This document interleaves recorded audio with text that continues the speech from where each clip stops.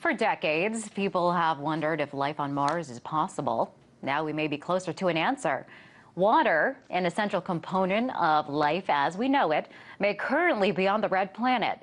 Scientists have been keeping a close eye on Mars and have captured images that could reveal the presence of water. Take a look at the photos snapped from NASA's Mars Reconnaissance Orbiter. They're raising a lot of questions. The formations are shaped sort of like fingers. They appear and disappear depending on the season. Scientists say this could be pretty convincing proof that there's water and believe it to be salty. Great news for the hundreds of people planning on going to Mars in the next decade, or hoping at least. The Mars One mission is offering one-way tickets to the red planet. As you see, there's plenty of takers. I want to go to Mars because I feel like an alien here. For me, it's not just about Mars. It's about everything out there in the unknown. I don't ever buy any furniture. I just find it by the side of the road. And if I can't find it by the side of the road, I make it out of cardboard. I'm resourceful. I'm sure you have to be resourceful if you want to make it on Mars. For more on this, I'm joined by Ludrendra Oja. He's a graduate student at Georgia Institute of Technology and published a paper with the findings. Hello there. So, can you explain these images are pretty cool looking, but I think they're hard to understand. Can you describe to the layperson what the images show and why they're significant? Yeah, so the images were captured by a high-res camera on Mars Reconnaissance Orbiter, and what you're seeing is these finger-looking, like these dark streaks that are forming when the temperature is right on Mars. So, you know, a lot of other things on Mars is driven by carbon dioxide activity, but what you're seeing there is these things that are forming and growing when the temperature is just right for water, liquid water, to exist on Mars. So they're forming and growing, and then they're fading over time. And we think these are probably brines on the present-day surface of Mars. I want to ask you, because it seems like every year, every other year, there's kind of new news about water being on Mars. So what's the significance of this discovery? Yeah, exactly. Like every year, there's some sort of claim about water on Mars. And we're probably like the 100th discoverer of water on Mars. But what we're proposing is actual liquid water. A lot of people have proposed, you know, like a water on the Mars's past or water in the mineral phase. But what we're talking about is, you know, something like a stream you would find on your backyard or something. You know, it's actual liquid water on the surface. So it's much different than maybe some of the previous claims.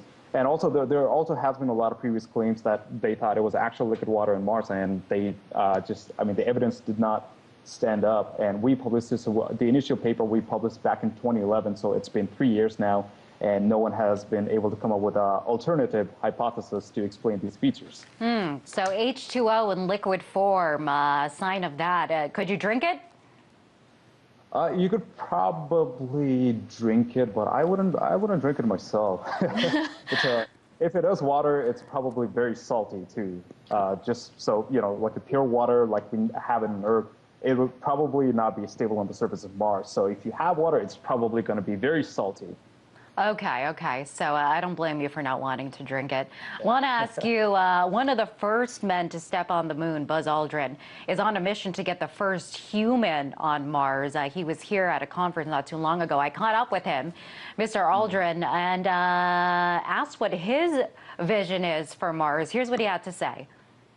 A growing permanent settlement where people arrive there knowing that they're going to spend the rest of their life, and they've been trained as a team to add to that with varieties of different achievements. So very, very ambitious outlook for life on Mars, or inhabiting it and even starting a civilization there. I mean, what do you think? Is the new discovery more proof that Mars is habitable for humans? Yeah. I mean, it's an interesting question, really. It's, I guess, one of the holy grail of human curiosity. And certainly with this discovery, I mean, we know that there's water ice on Mars. That's been known for a while now. But, you know, so, I mean, hypothetically, we can go to the surface of Mars, melt the subsurface ice, and have water. But what we're proposing is, well, in some places, you actually have liquid water.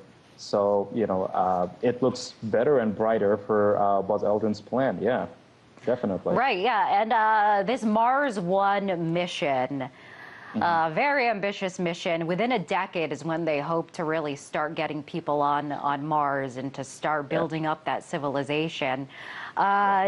Do you think that this mission is attainable? I know there's a lot of people that are signing up for these one-way tickets, which means they'd arrive there and they wouldn't come back to Earth. They become Martians, essentially. What do you think? I mean, is this another sign that this is a feasible venture? I certainly hope so. Technically, I mean, from the technical standpoint, I think we're a bit back in being able to achieve this dream. But I certainly hope so that we're able to do this. And I don't know. I mean, I have my doubts, but I kind of, hope that my doubts are just doubts and someone will prove me wrong and we actually land there in 10 years. Yeah, well, we'll have to see it. So that'll creep up on us sooner than we think, I bet. Appreciate you coming on. Very, very interesting developments there. That was Lujendra Odra, a graduate student at the Georgia Institute of Technology.